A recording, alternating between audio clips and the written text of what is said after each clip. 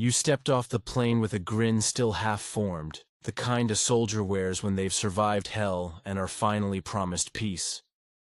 Your boots hit the cold concrete of the tarmac like thunder inside your own chest, each step pulsing, with the image of your daughter's face, wide-eyed and beaming, the way it used to be when you surprised her with candy before bedtime, or built cardboard forts in the garage during storms. But she wasn't at the gate. You had rehearsed the moment too many times, her running into your arms, maybe crying, maybe not, but calling you Dad like she used to before the deployment. Instead, you waited alone under the synthetic glow of overhead fluorescence while strangers reunited all around you like a scripted lie. No banner, no hugs, just a single text that arrived too late, too cold. Don't come to the house. Just don't. You were gone too long. They thought the distance would break you. They thought the silence of war would make you forget what silence at home used to mean. You stood there staring at the message, trying to blink back not tears, but calculation. The Uber driver was quiet the entire ride through the city that looked familiar only in outline. Everything else had changed, sleeker, darker, the skyline sharper. You passed by billboards advertising tech firms you once worked with. Your designs, your patents, still glowing under someone else's name. You'd left behind more than a family.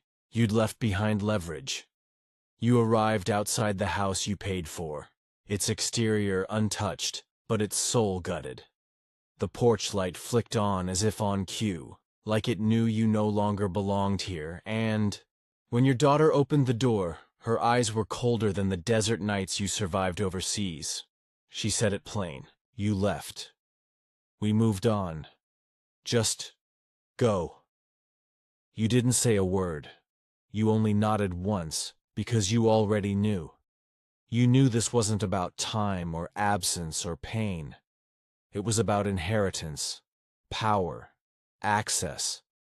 You knew someone had whispered to her in your absence, seated her against you like rot in old wood. You knew that look in her eye. It wasn't teenage anger. It was practiced detachment. Groomed. The man who stepped into the doorway behind her wore one of your watches, your limited edition, military-engraved timepiece you thought was in your locker in Bahrain. He smiled, like he earned it. Hey, he said, casual, cruel. She asked you to leave. You didn't flinch. You let the door close in your face like the last vault in a heist. You walked back to the curb and sat on the bench across the street, under a camera you installed 7 years ago. It was still live. The signal came through 15 minutes later. Quiet, pulsing, encrypted in the flicker of streetlights. Your backup server blinked online in Zurich. They thought you'd die over there. They thought your funeral flag would be draped over a secret without a name. They never knew about the contingency. You made one small change to your will just before shipping out. One line of code added to a dormant AI, bound by biometric return. You checked your watch. The real one, still ticking. Then you smiled. Because this wasn't a homecoming. This was re-entry, and the countdown had already started. You returned to the house the next night, not as a father, but as a ghost. The driveway was empty, the interior lights set to timers that mimicked life but couldn't fake warmth. You slipped through the side entrance using a code they never thought you'd remember because they'd already buried you. Inside, the air felt professionally filtered, sanitized of memory, scrubbed of scent. Your photos were gone, your boots in the garage replaced with someone else's running shoes, the kind that never saw war but sprinted through boardrooms. Every wall whispered, "You are obsolete." You moved like you used to, measured, silent, eyes slicing shadows. In the living room, Your daughter's laughter echoed through the smart speakers, recorded and looped. But in the background of one clip, you heard a name you weren't supposed to hear again. Lucas Devane, your old business partner. The one who toasted your departure with synthetic champagne and an NDA.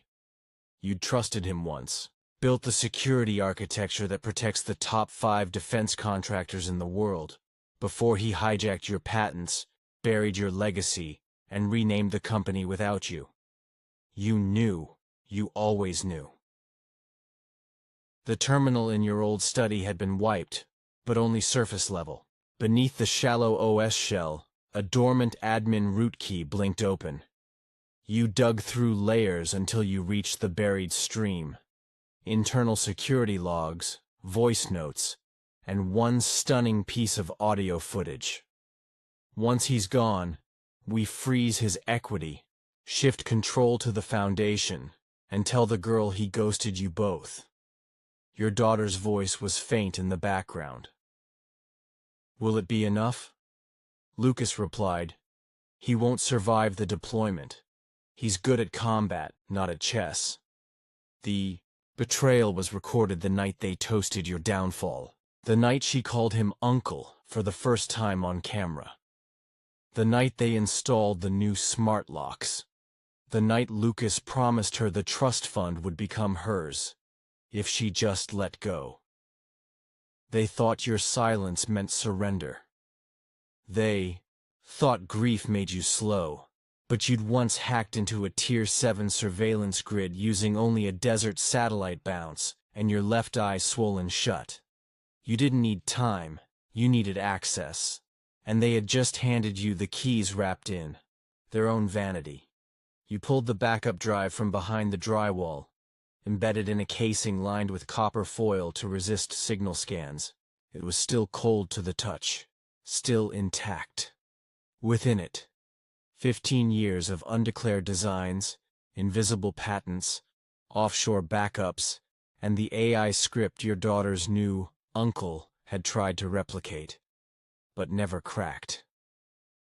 You smiled again. You remembered what Devane said to you before your final deployment, when he thought the room was swept and the plane already boarding. Don't come back if you're going to be a liability. That night, before you left, you made one change. A cipher embedded in your retinal scan. A code that would activate the moment your body was re-registered on U.S. soil. And it had. You slipped out of the house before the morning. Before the coffee brewed. Before the cameras caught breath. And in a hidden location downtown. Beneath a forgotten parking garage where you once stored field gear, your access node blinked to life.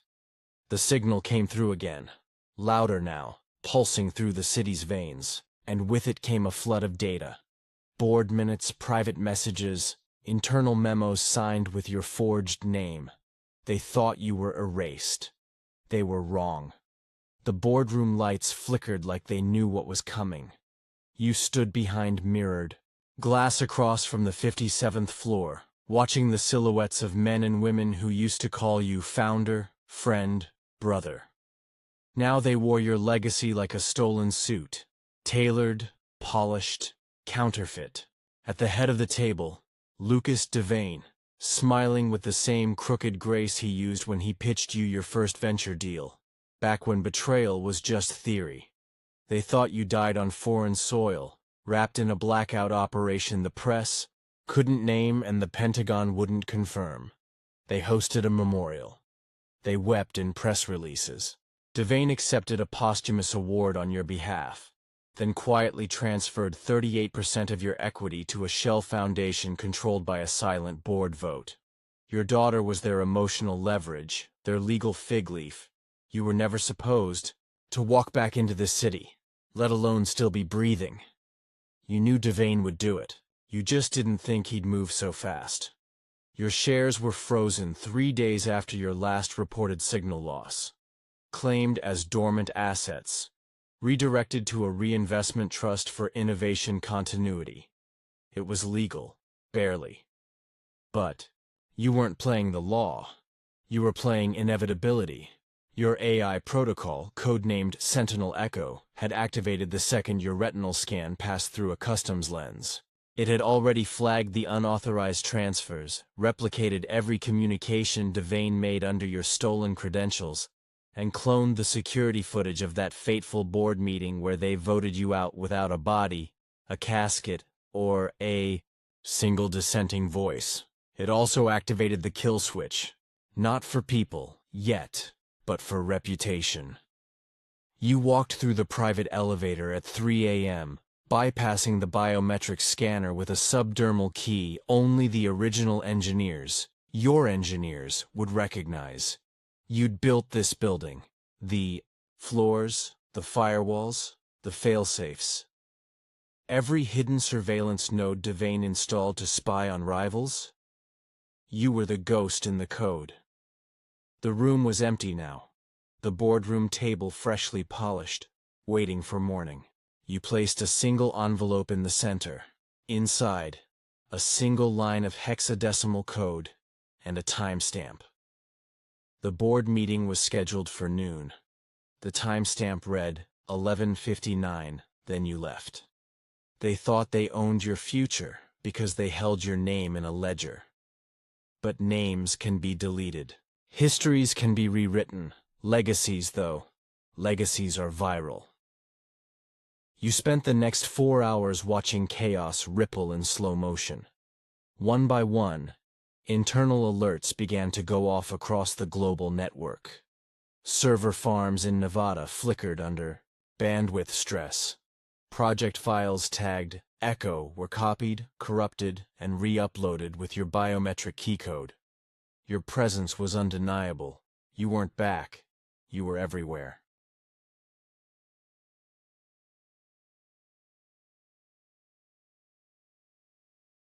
The signal came through again, now in Tokyo, São Paulo, Berlin.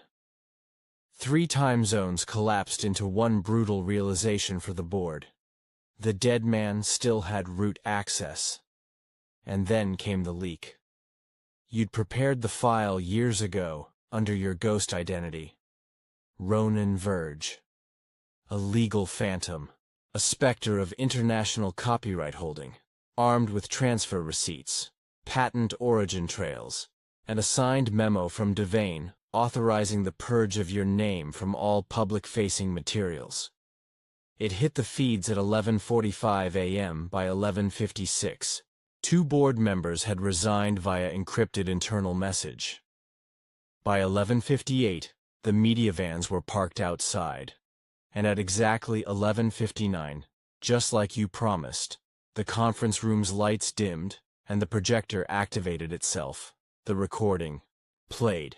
Your voice, your face. A confession they thought was lost in the sand. You said nothing afterward. You didn't have to. They'd called you a ghost, so you became one. The elevator doors closed behind you with the hush of a sealed vault. Far below, the boardroom boiled in chaos. Lawyers scrambling, PR execs barking into phones, and Lucas Devane, staring at a projection that would end his career in 6 languages. You watched it unfold through invisible eyes. Each camera stream routed to a private uplink only Sentinel Echo could interpret. You weren't watching vengeance. You were watching a system eat itself alive. The building's internal comm grid, one you helped design back when security meant something, flared with silent alarms. The board's emails were now bouncing, access cards deactivated. One by one, the floor lights dimmed above key executive offices. A visual countdown Devane couldn't stop. They thought they'd buried you in a contract clause. But you knew the rule. Contracts only protect the living. Your real advantage wasn't in the shares they stole. It was in the ghost identity you nurtured in secret. Ronan Verge, an untraceable signature, registered through a network of shell firms, encrypted, trusts, and anonymous blockchain transactions. A legal hydra. Every document Devane forged in your name had been traced, time-stamped, and signed with a mirrored signature from Verge. and every stolen asset had been quietly duplicated in Ronan's name, ready for deployment. The moment your biometric key was reactivated, Ronan Verge became legally undeniable. He wasn't just a fallback. He was the true founder now, and the signal came through again. This time, through the Black Line. Not a satellite, not fiber. This was subterranean, obscure, a cable buried beneath your company's original HQ, installed long before Devane convinced the board to move to the glass tower uptown. It had only one purpose: to override the corporate root authority if a hostile takeover ever occurred. The code that flickered across your screen now wasn't just data. It was resurrection. They called it Project Requital. You called it insurance. You activated it at 12:07 p.m. At that moment, the global access keys to the company's three highest-tier networks, defense, surveillance, and biotech, transferred to a single terminal. Yours. At 12:10, the press conference began downstairs. A nervous spokeswoman delivered a scripted line about unexpected activity and founder legacy questions. But in the feeds, the story had already mutated. Screens lit up across the world with headlines you'd ghost-written years ago and stored in a dead-drop cache. Breaking: founder not dead, claims total control in data. Kuplukas Devane named in multinational theft ring. Whistleblower files emerge: corporate shares frozen as digital hostile takeover underway. Devane didn't run, not yet. You watched him stand there, sweating through his suit, trying to call your daughter from his private line. The number no longer existed. She wasn't home anymore. You'd already relocated her. Your team, the ones still loyal, still invisible, had moved her to a safe house outside the city. She didn't speak when you picked her up. She just looked at you like she was waking from anesthesia. She'd seen the footage, the real footage, the audio you spliced from Devane's private recordings. The clip where he laughed and said, "She'll hate him. Trust is inherited like wealth until it's rewritten." Your daughter didn't say anything, but her fingers found yours in the dark. And that was enough. By nightfall, Devane was locked out of every system he once controlled. His own security ID triggered a silent alert, not to the authorities. To you. You waited in the war room beneath the old HQ. Underground, lead-shielded, forgotten by almost everyone but you. He arrived at 3:12 a.m., not in a suit, not in control, just a man now, alone. You didn't say a word. You didn't need to. The screens behind you lit up with everything he lost, and the elevator behind him closed without opening again.